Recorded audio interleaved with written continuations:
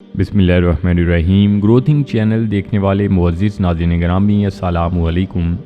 سعودیہ میں ایک زناکار عورت کو جب جنت البقیع میں دفن کیا جانے لگا تو اللہ پاک کا کیا معجزہ ہوا، سن کر آپ بھی چونک جائیں گے۔ دوستو، جنت البقیع مسلمانوں کا سب سے پہلا اور بڑا قبرستان ہے۔ ایک حدیث مبارکہ میں ہے کہ روز قیامت جنت البقیع میں مدفون لوگوں کے چہرے 14ویں کے چاند کی طرح چمک رہے ہوں گے۔ امیر المومنین سیدہ عائشہ صدیقہ سے روایت ہے کہ حضور پاک صلی اللہ علیہ وآلہ وسلم اہل بقیع کے لیے دعائے مغفرت فرمایا کرتے تھے۔ دوستو، آپ کو جنت البقیع میں پیش آنے والے واقعہ سے آگاہ کرتے چلیں۔ صبا نامی انڈیا کی رہائشی لڑکی جو ایک میڈیکل کالج میں زیر تعلیم تھی، ماں باپ کی لاڈلی اور 5 بھائیوں کی اکیلی بہن تھی، جس پر سبھی گھر والے محبت نشاور کیا کرتے تھے اور اس کے ہر ضروریات کا بھی خیال رکھتے تھے۔ کالج میں صبا کی ایک کلاس فیلو لڑکے سے دوستی ہو گئی تھی۔ دوستی کب محبت میں بدل گئی معلوم نہ ہوا۔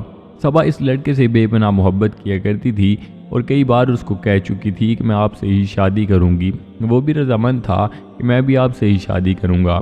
ایک ہی کالج میں دونوں نے 4 سال گزارے اور 4 سال کے بعد جب ڈگری مکمل ہو گئی اور اب واپس گھر کو آنا تھا تو صبا نے اس لڑکے کو اپنا وعدہ یاد دلایا اور کہا کہ اب ہم اپنے اپنے گھر چلے جائیں گے، لیکن آپ جاتے ہی میرے گھر اپنا رشتہ بھیج دینا، کیونکہ گھر واپس جاتے ہی میرے گھر والوں نے میری شادی کر دینی ہے اور میں کسی اور سے شادی نہیں کروانا چاہتی۔ اس لڑکے نے بھی صبا کو یقین دلایا کہ آپ گھر جائیں، ہماری ضرور شادی ہوگی۔ صبا نے گھر جاتے ہی اپنی ماں سے اپنی پسند کا اظہار کر دیا اور کہا کہ آپ میرے لیے کوئی بھی رشتہ نہ ڈھونڈنا، کیونکہ میں جب بھی شادی کرواؤں گی وہ صرف اسی لڑکے سے کرواؤں گی۔ اس کی ماں نے بھی رضامندی کا اظہار کر دیا اور کہا کہ آپ جہاں بھی چاہیں ہم آپ کی شادی کروانے کو تیار ہیں۔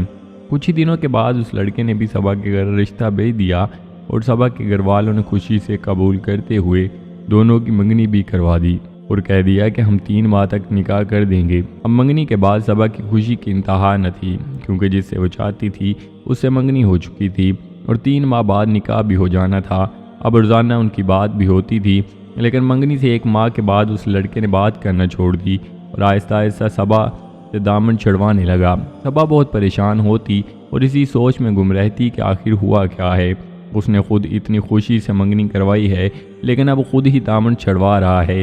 صبا کچھ بھی نہ جانتی تھی اور بس خود سے ہی طرح طرح کے گمان کرتی رہتی۔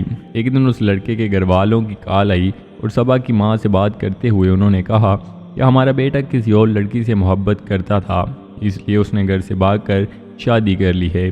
صبا کی ماں نے جب صبا کو یہ بات بتائی تو وہ ایک دم چونک گئی اور سکتے میں چلی گئی۔ یہ سب کچھ اس کی سوچ کے بالکل برعکس ہوا تھا۔ اس نے کبھی سوچا بھی نہ تھا کہ وہ ایسا کرے گا۔ اب صبا ہر وقت خاموش رہتی اور کسی سے بھی بات نہ کیا کرتی تھی اور چھپ کر روتی رہتی تھی۔ اس کے گھر والوں نے بہت سمجھانے کی کوشش کی، لیکن وہ کسی کی بھی بات سننے کو تیار نہ تھی۔ اب اس کا دل نہ چاہتا تھا کہ وہ یہاں پر رہے، وہ ہر وقت سہمی ہوئی رہتی تھی۔ ایک دن اس نے گھر بات کی کہ وہ سعودیہ جانا چاہتی ہے اور باقی کی تعلیم وہ وہاں پر جا کر حاصل کرے گی۔ اب گھر والے بھی اس کی ضد کے سامنے ہار مان چکے تھے۔ انہوں نے اسے سعودیہ بھیج دیا اور صبا اپنے دوستوں کے ساتھ سعودیہ روانہ ہو گئی اور جا کر ایک میڈیکل کالج میں داخلہ لے لیا۔ صبا کے ساتھ انڈیا سے ایک لڑکی گئی تھی، جس نے وہاں جا کر سعودی عورتوں سے مل کر وہاں پر جسم فروشی کا کام شروع کر دیا تھا۔ صبا اور دوسری لڑکیوں نے اسے بہت سمجھایا کہ آپ ایک مقدس شہر میں رہتی ہیں اور یہاں پر ایسا کام کرنا عذاب کو دعوت دینا ہے، اس لیے آپ یہ کام چھوڑ دو یا واپس انڈیا چلی جاؤ۔ لیکن وہ کسی کی بات ماننے کو انکاری تھی۔ بڑے بڑے بزنس مین اور امیر لوگوں کے ساتھ اس کے ناجائز تعلقات قائم ہو چکے تھے اور اکثر گھر سے باہر ہی رہا کرتی تھی۔ ایک دن رات کے وقت وہ گھر آئی تو اس کی حالت بہت زیادہ خراب تھی۔ اس پر کسی نے بہت زیادہ تشدد کیا ہوا تھا۔ اس کو اس طرح دیکھ کر ہم خود بھی ڈر گئیں اور اس سے پوچھنے لگیں کہ آخر آپ کے ساتھ ہوا کیا ہے، لیکن وہ کچھ بھی بتانے سے قاصر تھی اور اسی رات وہ تکلیف سے تڑپتی ہوئی مر گئی۔ ہم جس علاقے میں رہتے تھے وہاں کوئی بھی فوت ہو جاتا تو اسے جنت البقیع میں دفن کیا جاتا تھا، کیونکہ جنت البقیع بالکل ہمارے قریب تھا۔ ہم نے وہاں کی پولیس کو بلایا اور ساری کارروائی مکمل کرنے کے بعد وہ اسے غسل دے کر جنت البقیع میں دفن کرنے کے لیے لے گئے۔ وہاں کا گورکن کہتا ہے کہ ہم نے اس کی قبر تیار کی اور اسے دفن کر دیا، لیکن جب میں دوسرے دن صبح کے وقت اس کی قبر پر نشاندہی کرنے گیا تو قبر وہاں پر موجود نہ تھی۔ میں نے بہت ڈھونڈنے کی کوشش کی، لیکن اس کی قبر مجھے نہ ملی۔ جس طرح قبر تیار کرنے سے پہلے زمین تھی اب بھی ویسے ہی ہو چکی تھی۔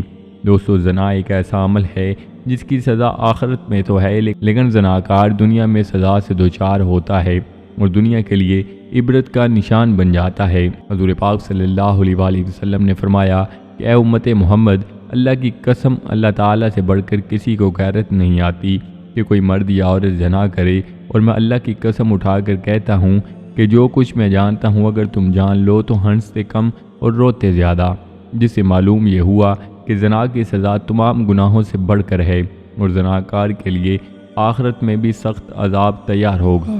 دوستو، اللہ پاک سے دعا ہے کہ اللہ پاک ہم سب کو گناہوں سے بچ کر اور صراط مستقیم پر چل کر زندگی بسر کرنے کی توفیق عطا فرمائے، آمین۔ تو جی ناظرین، یہ تھی ہماری آج کی ویڈیو۔ امید کرتے ہیں آپ کو ضرور پسند آئی ہوگی۔